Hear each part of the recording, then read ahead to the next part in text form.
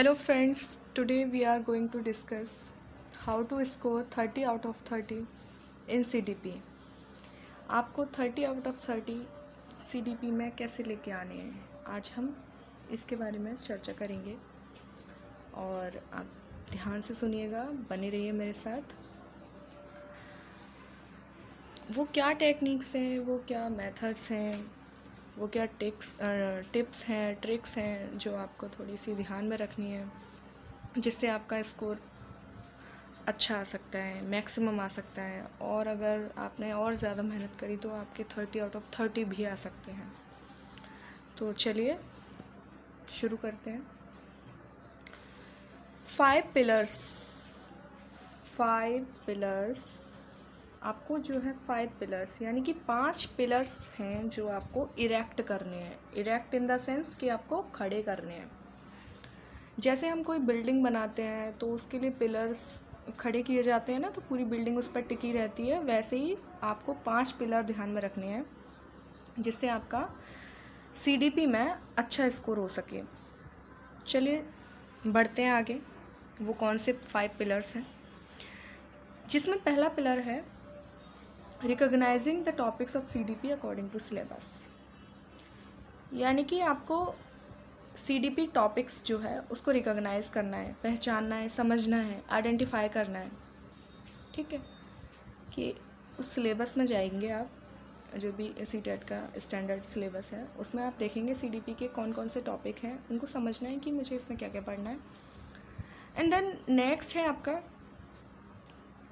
जो ये भी बहुत इम्पोर्टेंट, ये इक्वली, ये पिलर्स मैंने इसलिए बोला है क्योंकि इक्वली इम्पोर्टेंस है। हर पॉइंट का, हर पिलर का अपना अपना इम्पोर्टेंस है।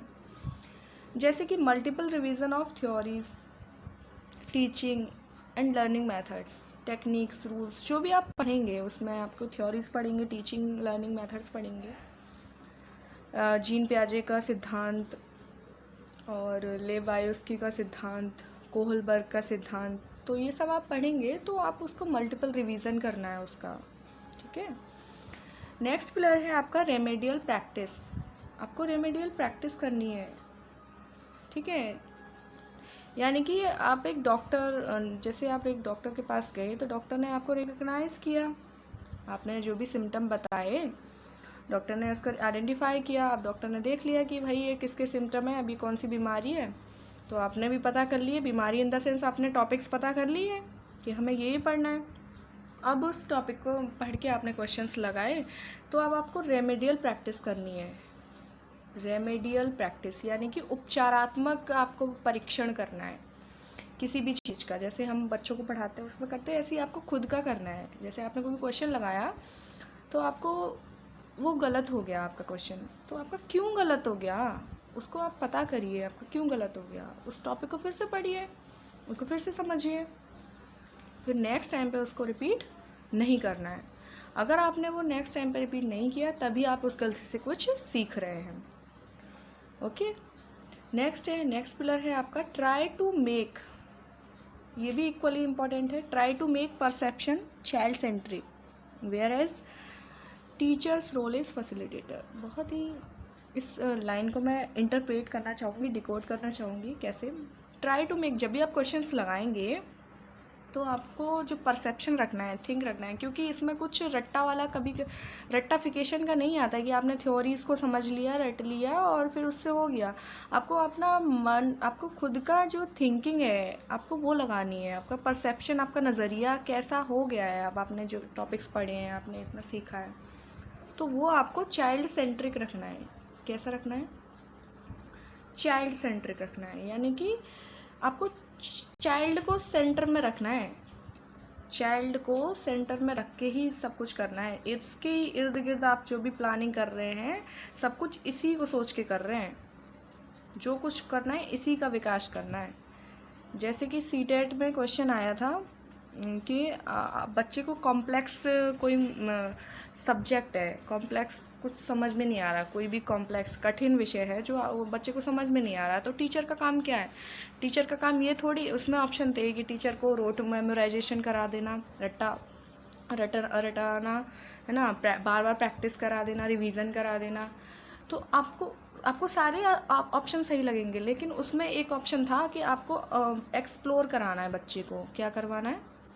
एक्सप्लोर करवाना है आपको,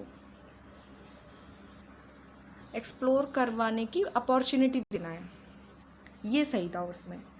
तो आपको यही करना है, वो अपॉर्चुनिटी देना और एक्सप्लोर करवाना, ये काम किसके होते हैं? फैसिलिटेटर के, यानी सुविधादाता हैं आप। आपको खुद कुछ नहीं करना है, बच्चा जो कर रहा है उसमें आपको प्रॉब्लम्स उसकी सॉल्व करनी है, उसकी प्रॉब्लम को सॉल्व करना है, उसको इजी करना है। उसको अगर लिखना नहीं आ रहा है तो उसको आप नहीं लिखने लग जाइएगा हाथ पकड़ के कि हाँ भाई ये ऐसे बनेगा, नहीं, बच्चे को खुद बनाने दीजिए। उसका हाथ पकड़ के तब लेटर फॉर्मेशन करवाइए।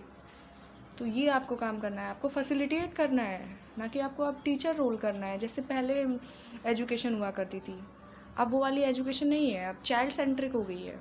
ठीक है, इसमें टीचर का रोल फैसिलिटेट करना है, बच्चे को अपॉर्चुनिटी देनी है। ठीक है, नेक्स्ट है आपका study the child development concept in comprehensive manner. जैसा कि मैंने पहले भी बताया है कि आप कॉम्प्रिहेंसिव मैनर में आपको पढ़ना है। आपने जितने भी टॉपिक्स पढ़े हैं, ज़रूरी थोड़ी है कि आपने किसी भी बुक से पढ़ लिया और वही डिट्टो क्वेश्चन ऑब्जेक्टिव बन के आ गया। ऐसा नहीं होता है, ऐसा बिल्कुल भी नहीं होता है। ये कॉन्सेप्चुअल है, ये रेक्टिफिकेशन वाला नहीं है कि रट लिया और आपका वो क्वेश्चन उसमें आ गया। फैक्ट वैक्ट नहीं है इसमें, सब कुछ समझदारी है, सब कुछ आपकी विवेक है, आपका इंटेलेक्चुअल है आपका। तो वो कैसे आएगा? वो तब आएगा जब आप कॉन्सेप्ट समझेंगे, चाइल्ड डेवलपमेंट कैसे होता है, क्या क्या स्टेजेस होती हैं। जब आप पढ़ेंगे समझेंगे अच्छे से तो आपको अच्छे से आ जाएगा।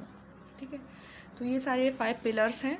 पिलर्स मैंने इसलिए इनको नाम दिया है क्योंकि ये इक्वली बहुत इम्पॉर्टेंट है, कोई कम ज़्यादा नहीं है। किसी एक भी पिलर को आपने नेगलेक्ट करा तो आपके अच्छे मार्क्स नहीं आ पाएंगे, ऐसा मेरा मानना है। अगर आपका जो भी डिसीज़न हो आप देखिएगा, ये मेरी कोशिश थी जो मैं आपको बता पाई। और thank you for watching this video.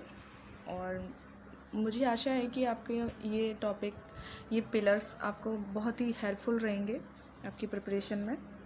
So all the best.